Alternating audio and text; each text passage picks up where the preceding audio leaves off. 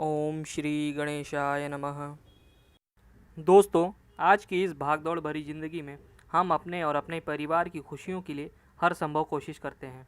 कभी कभी तो एक से ज़्यादा काम करना पड़ता है ताकि आमदनी बढ़ सके और आप अपनी मेहनत से सफलता हासिल भी कर लेते हैं। लेकिन कहीं ना कहीं आपकी यह सफलता आपके रिश्तेदारों या पड़ोसियों को रास नहीं आती। वह आपके सामने तो मीठी मीठी बातें करेंगे और साथ ही पीठ पीछे आपको नीचे ढकेलने का प्रयास भी करते रहते हैं। ऐसे नीच व्यक्ति कभी नहीं चाहते कि उनके अलावा उनके रिश्तेदार या पड़ोसी उनसे अधिक धनवान या उनसे अधिक सफल हों। ऐसे व्यक्ति दूसरों को नीचा दिखाने के लिए किसी भी हद तक चले जाते हैं, यहाँ तक कि वे टोने टोटके काले जादू का भी सहारा लेने में नहीं कतराते, जिसकी वजह से आपके काम धंधे में अचानक परिवर्तन आ जाता है और आप ये सोचते हैं कि शायद यह नुकसान सिर्फ आज हुआ है या मार्केट ही मंदा चल रहा है। परंतु आप जब तक ये समझ पाते हैं कि यह सब मार्केट मंदी की वजह से नहीं, इसके पीछे कुछ और ही कारण है, क्योंकि आपने अपनी मेहनत को कई गुना बढ़ा दिया है, फिर भी नतीजा नकारात्मक ही दिखाई देता है। आपके घर की शांति अचानक देखते ही देखते कब बिगड़ जाती है पता ही नहीं चलता। बिना कारण ही घर के लोग एक दूसरे पर गुस्सा करने लगते हैं, जिससे घर में अशांति फैल जाती है। घर के बच्चे अचानक बीमार पड़ने लगते हैं, उनके ठीक होते ही कोई और सदस्य बीमार पड़ जाता है। और कभी कभी तो ऐसा भी होता है कि घर के सभी लोग एक साथ बीमार पड़ गए या कोई ऐसी बीमारी घेर लेती है कि दवाइयाँ भी कुछ घंटे असर करती हैं, फिर वही दवाइयाँ कोई असर नहीं करती। इन काली शक्तियों के प्रभाव से ऐसे कठिन समय में आपके दोस्त रिश्तेदार आपसे कई गुना दूरी बना लेते हैं। इन सब के अलावा और न जाने कितने ही मुसीबतें एकाएक टूट पड़ती हैं। इन समस्याओं के समाधान के लिए आप बाबाओं और फकीरों का सहारा लेते हैं। इनमें से कुछ तो आपसे हज़ारों रुपए की मांग करते हैं कि आप इतना पैसा दो, हम आपकी समस्याओं को दूर कर देंगे। इस तरह आप न जाने कितने ही लोगों के पास न जाने कितने ही पैसे लुटा देते हो, यह सोचकर कि मेरा काम फिर से ठीक हो जाए तो मैं यह पैसे फिर से कमा लूँगा। परंतु इन सब से आपको कोई फ़ायदा नहीं होता और आपके सारे पैसे खत्म हो जाते हैं, यहाँ तक कि आप सिर से लेके पाँव तक कर्ज में डूब जाते हैं। दोस्तों, अगर हम समस्याओं की बातें करें तो कभी ख़त्म नहीं होगी। अब हम बात करते हैं समाधान की। दोस्तों, भारत में कई चमत्कारी मंदिर हैं, परंतु आज हम बात करेंगे ऐसे चमत्कारी मंदिर की जहां स्वयं भगवान शेषनाग अपने दर पर आए भक्तों के कष्ट को हरते हैं। यह मंदिर रतलाम जिले के जमुनिया पंचायत रायनापाड़ा गांव में स्थित है। पता आपको डिस्क्रिप्शन बॉक्स में मिल जाएगा। यहाँ पर आपसे किसी तरह की धन की मांग नहीं की जाती। यहाँ आपको बस 20 रुपये का टोकन लेना होगा और उस टोकन के नंबर से प्रवेश दिया जाता है। तो आइए देखते हैं नाग देवता की आरती सवारी से लेकर उनके महिमा की कथा उनके भक्तों के द्वारा। और जो लोग दूर से आते हैं उनके रुकने के लिए यहाँ आश्रम की सुविधा उपलब्ध है, जिसके लिए भक्तों से किसी भी प्रकार की राशि नहीं ली जाती।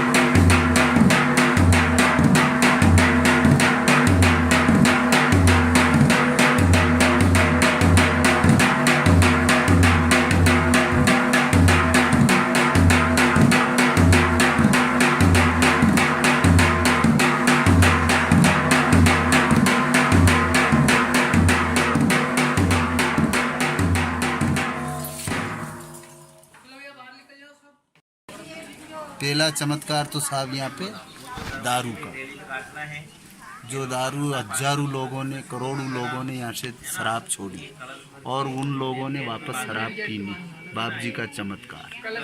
और फिर कैंसर, लकवा, हार्ट अटैक, ये जितनी भी बीमारी वो हाथों हाथ यहाँ पे शरीर पे भाला लगा के वो खींचते और करोड़ों लोग हार्ट अटैक के और अपने कैंसर के, लकवा वाले, ये सब यहाँ से ठीक हुए। और फिर खुद मेरे पग में कितनी 5 खील, तो दोनों पग में 10 खील थी, इन दोनों ही पग में 10 खील थी। तो बाप जी का ऐसा चमत्कार हुआ, तो बाप जी ने 5 ही खील में मेरे दोनों पग में उन्होंने अगरबत्ती लगा के सिर्फ बीड़ी छड़वाई कि नशा नाम बंद करो।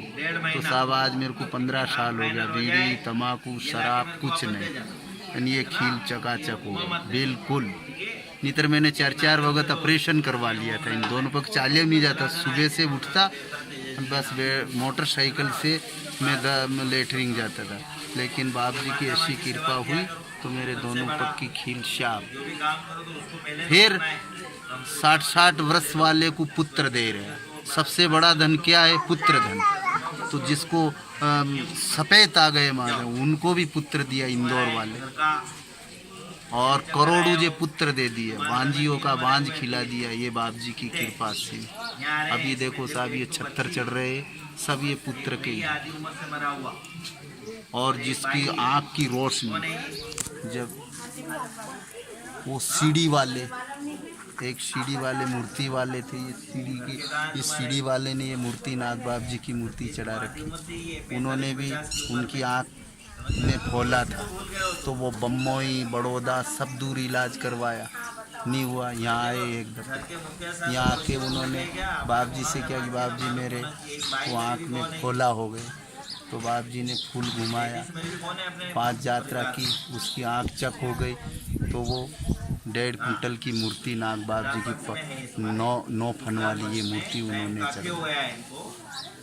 और फिर नाग पंचमी का स्वयं दर्शन दिए बाप जी ने, 24 घंटा यहाँ पे ही रहा, इस लीम पे चढ़ के वहाँ बैठे रही है झंडा गर्दी। और ये झंडा यहाँ पे नाग बाप जी के मतलब करोड़ों आदमियों ने दर्शन दिए, और रात की 12:15 बजे वहाँ से अंतर ध्यान हो गए। और जब बाप जी ने कहा था कि भाई यहाँ पे, जब पहले साथ छोटा सा होटला था, जब बाप जी को, पंडा जी को कष्ट हुआ, मतलब 45 दिन तक उनकी बोली बंद रही, और इतना कष्ट से या उन्होंने 12 साल तक तपस्या की उन्होंने नाग बाप जी की, और 6 महीने तक अन्न नहीं खाया और तन में कपड़ा नहीं लिया। जब ये साहब सेवा पूजा हुई ना, आज उस नागदेव की कृपा से यहाँ करोड़ों आदमी आ रहे हैं और अच्छा सत्य का काम हो रहा है। ये 20 रुपया का टोकन का ये मंदिर है, सिर्फ 20 रुपया लेते, 20 रुपया के बदले बाप जी किसी को 3 नारियल दे देते, किसी को 5 नारियल दे देते, और सिर्फ 20 से 25 रुपया नहीं लेते। और यही चमत्कार बाप जी का। और यहाँ पे ये करोड़ों आदमी रात दिन आ रहे, उनकी बीमारी साफ हो रही है, उनका दुख काट रहे, बरगद देते हैं बाप। तुम्हारा है, अगली बार लाए थे, आराम मिलाया है, बाद में इसको कितनी बार हुआ परेशानी? इसको तो बार-बार होती है, परेशानी बार-बार बुखार आता है, उतरता नहीं है इसको। लो, ये नींबू 4 से उतारना है, मस्तक पे, सीने पे और पाँव पे। बच्चे पर हाँ, नीचे उतार दो उनको, नीचे उतारो। कभी कड़ा करे तो कड़ा मिलता है। अभी मैं बोल रहा हूँ। ये भी लेना है, नींबू काटने का पहले भी दे दो।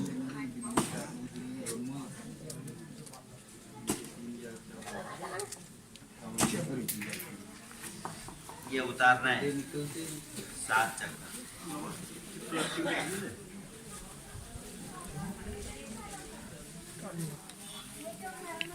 नाम बोलो इसका, नाम बोलो जी। हाँ, वैभव। एक छोटा सा कड़ा लिया ना इसका, ये क्या है? नए हो? हाँ। हाँ, लो ये धागा बांधवाना है इसके हाथ में, ये धागा बांधवाना है उपमा इसके दो, हाथ। ये ये सीधे किनको हाथ है? में बांधना है। किसी लाओ, के हाथ में? पड़ा दो इधर। ये कड़ा, ये बबूती पूरी लाना। आराम हो जाएगा, ज्यादा गोलियां नहीं खिलानी इसको। गोली के लिए तो रहता ही है, गोली तो पहले चाहिए। ये दूसरी बुखार की, इनकी ज्यादा गोली नहीं खिलाना है। और बुखार इतना चलता है इसको अरे वो आराम हो जाएगा बेटे। इसलिए तो ये देखा है मैंने कई बार वहाँ पे जाते हैं। लो, पैराओ, ये सीधे हाथ में पैराना है। ये मेरी, ये तुम्हारी, नारियल दिया था ना मैंने होम लगाने का, वो तो मम्मी को नहीं, को सब विधि बता दी। तुम्हारे नहीं दिया? मेरे को नहीं। शामिल में रहते हो? हाँ सब भेज में सब आ गए सब घर वाले। हाँ, कौन से गांव से रहे हो कन्या? मुल्तान।